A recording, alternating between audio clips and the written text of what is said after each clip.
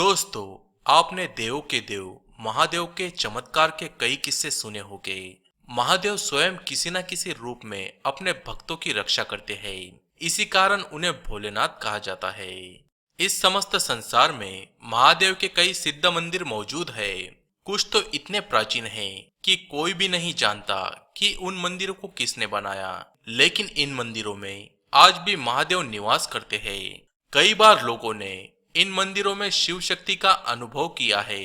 पृथ्वी पर ऐसे कई शिवलिंग हैं जो प्राकृतिक रूप से बने हैं, जो हमें शिव से रूबरू करवाते हैं। आज हम आपको महादेव के चमत्कार की ऐसी ही एक सच्ची घटना के बारे में बताएंगे। यह अनुभव साक्षात महादेव के भक्त ने किया था, जब महादेव ने अपने सभी भक्तों की रक्षा की थी, और इसी कारण वह सभी आज भी जीवंत है। दोस्तों, यह घटना आज से करीब 6 साल पहले की है, जब गणेश नामक भक्त अपने परिवार के सभी सदस्यों के साथ त्र्यंबकेश्वर मंदिर के दर्शन के लिए जा रहा था। त्र्यंबकेश्वर मंदिर महाराष्ट्र के नासिक में स्थित प्राचीन शिव मंदिर है और यहाँ पर मौजूद ब्रह्मगिरी पर्वत से गोदावरी नदी का उगम होता है। जिस प्रकार उत्तर भारत में प्रवाहित होने वाली पवित्र नदी गंगा का विशेष आध्यात्मिक महत्व है, उसी प्रकार दक्षिण में प्रवाहित होने वाली इस पवित्र नदी गोदावरी का विशेष महत्व है। इस उत्तर भारत की गंगा को भागीरथी कहा जाता है। वही इस गोदावरी नदी को गौतमी गंगा कहकर भी पुकारा जाता है। भागीरथी राजा भागीरथ की तपस्या का परिणाम है, तो गोदावरी ऋषि गौतम की तपस्या का साक्षात फल है। ऋषि गौतम और पवित्र नदी गोदावरी की प्रार्थना पर ही भगवान शिव ने इस स्थान पर अपने वास की स्वीकृति की थी। वही भगवान शिव त्र्यंबकेश्वर नाम से इस जगत में विकलित हुए। यहाँ स्थित ज्योतिर्लिंग का प्रत्यक्ष दर्शन स्त्रियां नहीं कर सकती। अंत वह केवल भगवान के मुकुट का दर्शन करती है। गणेश और उनके परिवार के सदस्य एक प्राइवेट बस से त्र्यंबकेश्वर के दर्शन के लिए निकले थे।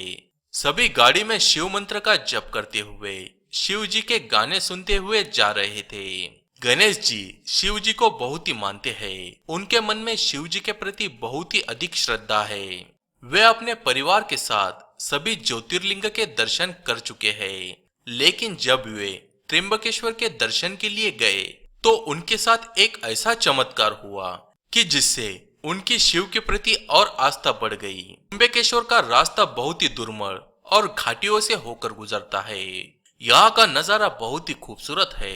रास्ते में जंगल और पर्वत श्रृंखलाएं है। वह बरसात का मौसम था और मौसम भी काफी सुहाना था। हर तरफ हरियाली थी और नजारे देखने लायक थे। इसी कारण वह रुक रुक कर जा रहे थे। बरसात के मौसम में यहाँ पर गाड़ियां चलाना खतरों से खाली नहीं होता। छोटी से छोटी गलती भी जान माल का नुकसान कर सकती है। यहाँ पर कई मोड़ है। अगर ड्राइवर अपना संतुलन खो दे तो गाड़ी सीधे खाई में जाकर गिरती है। गणेश का बस ड्राइवर बहुत ही सावधानी से गाड़ी चला रहा था। वो धीरे धीरे आगे बढ़ रहे थे। तभी गणेश को खिड़की से बाहर रास्ते पर एक अघोरी खड़ा दिखा, लेकिन उसने उस पर ध्यान नहीं दिया। आगे थोड़ी दूर और जाने पर वही अघोरी गणेश को फिर से दिखा। गणेश को यह एहसास हुआ कि यह मेरा वहम होगा, इसलिए मैं उस अघोरी को फिर से देख लिया और उसने उसे अनदेखा कर दिया। वे धीरे धीरे आगे बढ़ ही रहे थे, लेकिन एक मोड़ पर ड्राइवर ने अचानक गाड़ी रोक दी। गणेश ने ड्राइवर से पूछा, भाई गाड़ी क्यों रोक दी, क्या हुआ? ड्राइवर की बोलती ही बंद हो गई थी। वह कुछ बोल भी नहीं पा रहा था। गणेश ने फिर से पूछा, क्या हुआ ड्राइवर साहब, गाड़ी क्यों बंद कर दी? ड्राइवर बिना कुछ कहे हाथ जोड़कर बाहर का नजारा देख रहा था। तभी गणेश भी ड्राइवर के पास गया और उसने जो देखा उसे देखकर उसके होश उड़ गए। उसने अपने सभी परिवार वालों को वह नजारा देखने को बुलाया। सभी के सभी उस नजारे को देखकर हैरान रह गए। उन्होंने देखा कि रास्ते पर एक विशालकाय नाग अपना फन फैलाए बैठा है और वह गाड़ी को आगे जाने से रोक रहा है। गणेश ने कहा, यह कोई संकेत है।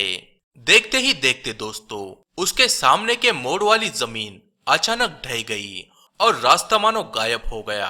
यह देखकर तो गणेश के पसीने छूट गए। गणेश जोर जोर से ओम नमः शिवाय का जप करने लगा। सभी शिवजी का ध्यान करने लगे। अगर नागराज ने उनकी गाड़ी नहीं रोकी होती तो उनकी गाड़ी सीधे खाई में गिरती। तो दोस्तों, इसी कारण तो कहते हैं ना, जिसके सर पर महाकाल का हाथ हो उसका मृत्यु भी कुछ नहीं बिगाड़ पाती। तो दोस्तों, क्या आपके साथ भी ऐसे चमत्कार हुए हैं? तो हमें कमेंट में लिखकर जरूर बताइएगा। तो साथ ही अगर आपको यह वीडियो अच्छा लगा तो इसे लाइक कीजिए और हमारे चैनल को लाइक, शेयर और सब्सक्राइब करना ना भूलें। धन्यवाद।